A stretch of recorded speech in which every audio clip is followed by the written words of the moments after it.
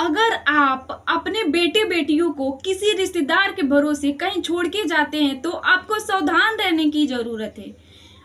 आप किसी पे आंख बंद करके भरोसा ना करें। मैं ऐसा क्यों कह रही हूँ? क्योंकि एक मौसा ने अपने ही भतीजी के साथ कुछ ऐसा काम किया है जो आपको सुनने के बाद पैरों तले जमीन खिसक जाएंगे। 5 वर्षों से अपने ही भतीजी का शोषण कर रहा था। पीछे के राज जानना है तो हमारे वीडियो में अंत तक बने रहें और प्लीज मेरे चैनल पे नए हैं तो लाइक एंड सब्सक्राइब जरूर से कर देना। पिछले 5 वर्षों से एक मौसा ने अपनी भतीजी का शोषण कर रहा था, उसके साथ गंदा काम कर रहा था। जब लड़की उसे माना करती थी तो उसे मारता पीटता था, उसे टॉर्चर करता था। वही लड़की अपनी नानी के घर रहती थी, उसके नानी का कोई लड़का नहीं था तो उसकी माँ ने अपनी बेटी को अपने माँ के पास छोड़ दी थी। अपनी मेरी माँ को मेरी बेटी देखभाल करेगी, अच्छे से रखेगी, खाना पीना बना कर खिलाएगी।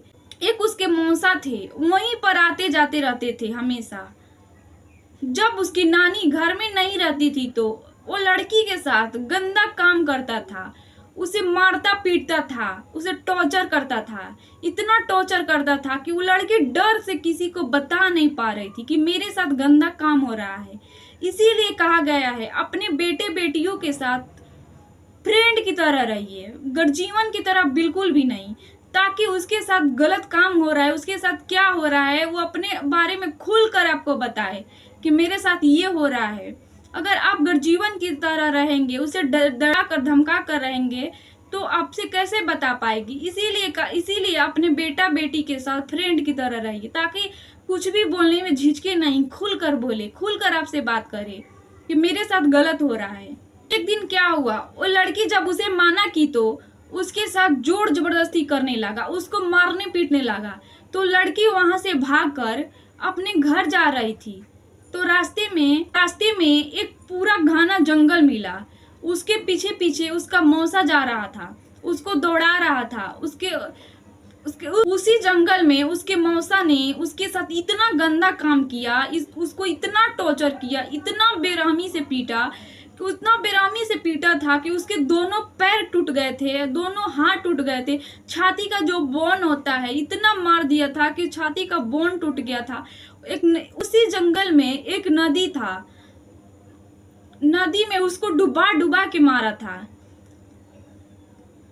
उसके सर के बाल ऐसे नोचा था कि उसके बाल के साथ उसके जो सर का मांस होता है उसके साथ आ गया था। इतना उसको मारा पीटा था।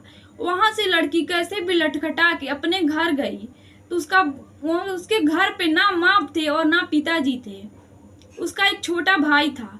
बोला दीदी कहाँ से आ रही हो, तो दीदी बता नहीं पा रही थी, उसके तो शरीर में जान ही नहीं था, उसका आवाज नहीं निकल पाया था, इतना उसको मारा था। तब उसका भाई घर का बगल में एक डॉक्टर था, उसको बुला कर लाया, उसको दवा ववा कराया। फिर जब लड़की ठीक नहीं हुई तो उसको लगा कि मेरी दीदी को भूत पकड़ लिया है, तो ओझा को बुलाया और ओझा को बुलाकर उसको दिखवाया। लेकिन उससे भी जब लड़की ठीक नहीं हुई तो वो पूछने लगा दीदी क्या हुआ है, बोलो, मेरे से बोलो क्या हुआ है। तो लड़की बोली तुम किसी को बताओगे तो नहीं ना, मैं बताऊंगी। तो लड़का बोला नहीं मैं दीदी किसी से नहीं बताऊंगा, बोलो क्या हुआ है। तो लड़की बोली मौसा मेरे साथ इतना गंदा काम किया है, इतना गंदा काम करता था, मेरे से 5 साल से करता था, ये टॉर्चर किया, इतना मारा बेरहमी से। तब कुछ ही पलों में वो लड़की अपनी दम तोड़ देती है और जो भी उसके अगल बगल के लोग आते हैं वो लड़की को देखने के लिए देख कर लड़की को रो देते हैं, उसके आंख के आंसू बाहर निकल आते हैं। देखकर इतना बेरहमी से उसे मारा गया था, इतना बेरहमी से मारा गया था कि उसके शरीर का एक एक हड्डी टूट गया था। जब उसके माता पिता आए तो देखकर अपनी बेटी को अपने आंसू नहीं रोक पाए। इतना उसके पिताजी उसी टाइम थाने पे गए, उसके मौसा के खिलाफ FIR किए और 2 दिन बाद पुलिस ने उसको गिरफ्तार करके जेल के सलाखों के पीछे डाल दिया। अगर ऐसी घटना आपके अगल बगल घटती है तो आपकी क्या राय है हमारे कमेंट बॉक्स में जरूर दें।